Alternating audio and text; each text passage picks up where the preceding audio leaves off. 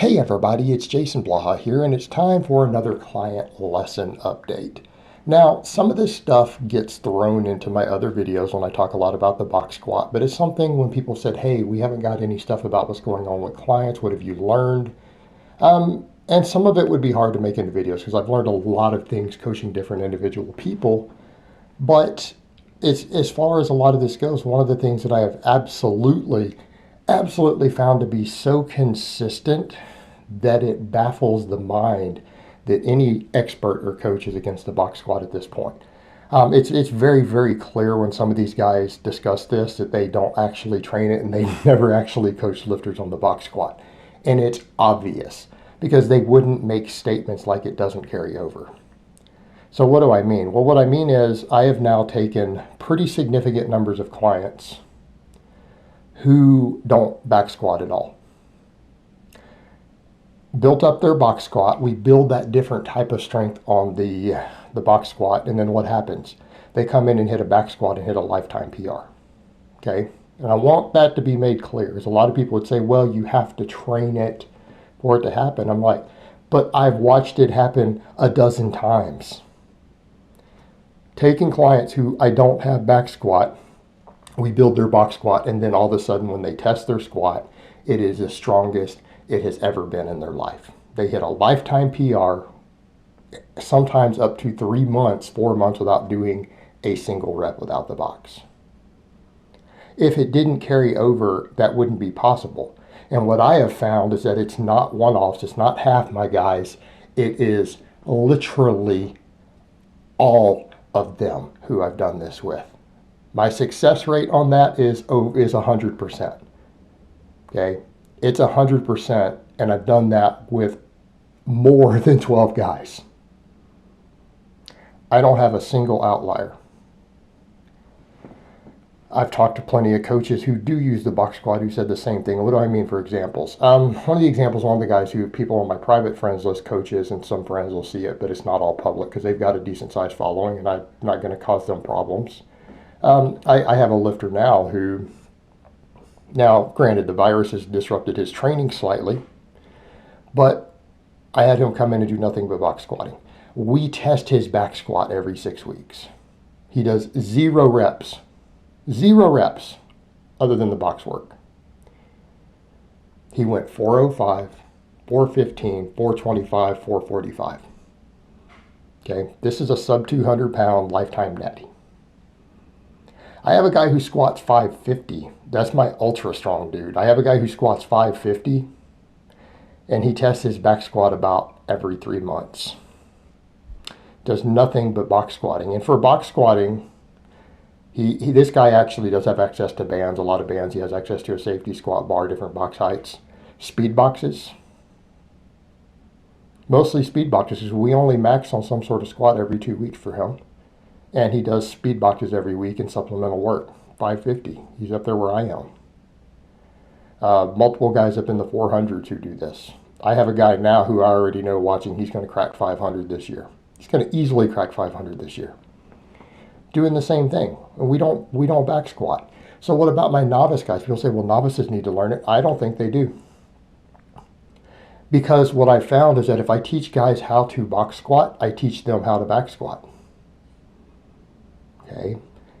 If you learn how to box squat correctly, you're going to be able to do a power lifter type squat.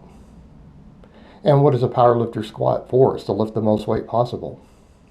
Because on the box, what are we doing? We're learning to build our stance out. And usually I have guys who have a very weak stance, very weak at wider stance. I have a lot of guys who have very weak adductors, very weak hips, because they've been training like shit. Okay. Garbage training produces that.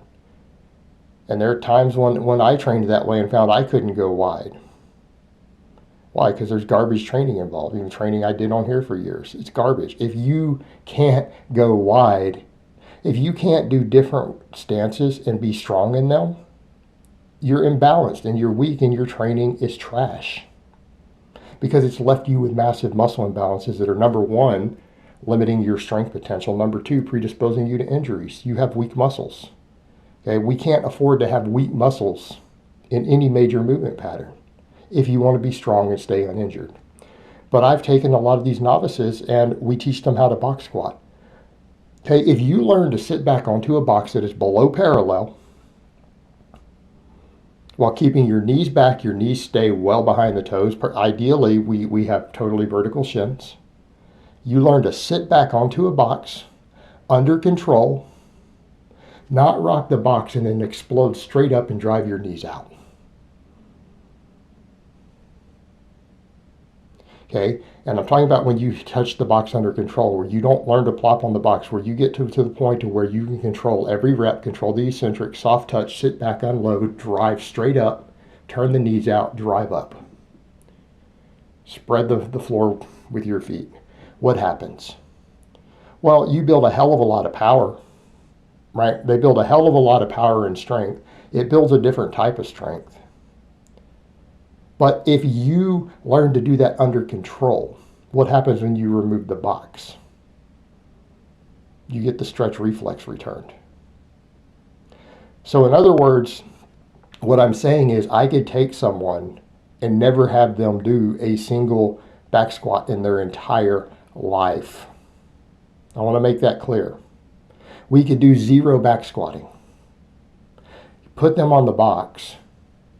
Build their box squat up to whatever number, pull the box out, and they will hit a heavier lift on their first back squat that they do in their entire life. It will be stronger than what their box squat was. That's what I'm saying. So when I say it's not necessary to train it, it's not. There is no actual reason to train it if you're doing box squats. And I found this consistently with my guys, because otherwise, how would I have guys who have a 270 squat? We do nothing but box squatting, rotate them into a conjugate appropriate for their experience level. They hit a 315 box squat, and then we test their back squat, and they hit a 325. Okay. 55 pound, 60 pound increases, lifetime best squat after months, several months of 0 back squatting.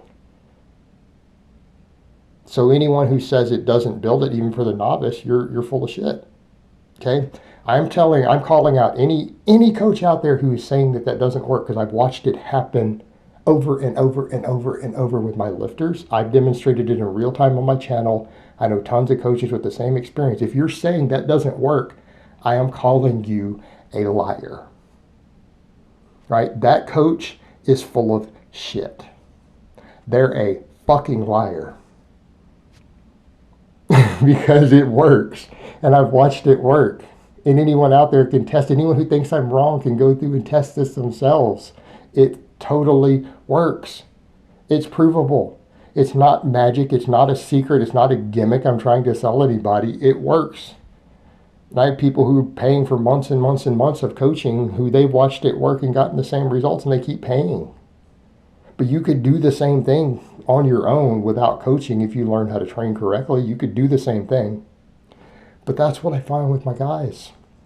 It works. And so when people start asking me, well, can I work back squat in some of my clients? I'm like, no, why? What's the point? What do you think you're going to get out of it? It's going to be harder to recover from. And the same thing with people out there like, well, can I do the box squat as a supplemental lift in my back? No, it should replace your back squat. And it will carry over. If you box squat correctly, it will perfectly carry over. It will.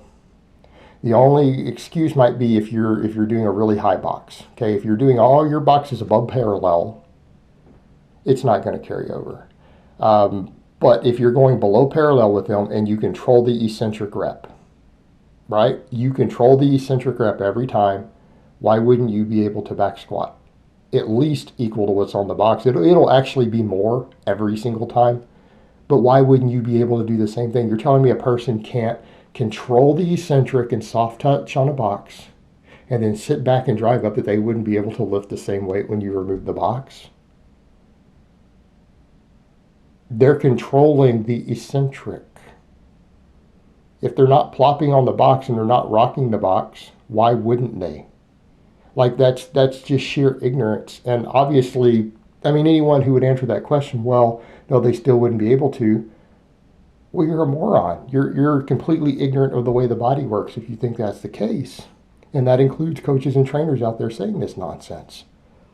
because I've been watching it with my people for quite a while now. Okay, a long time. And it's pretty consistent. So yes, everyone on Team Blaha box squats. Okay, they all box squat. We don't make exceptions. There's no reason to have an exception. It works, and it works extremely well. Incidentally, it builds their deadlifts up very, very quickly also. Okay, everyone who gets good at box squatting gets good at deadlifting. And it should be pretty obvious why. Okay, so that's my client lesson update. All right, guys, well, that's really all I have to say on that today. I hope it's been informative, and I will talk to you guys next time.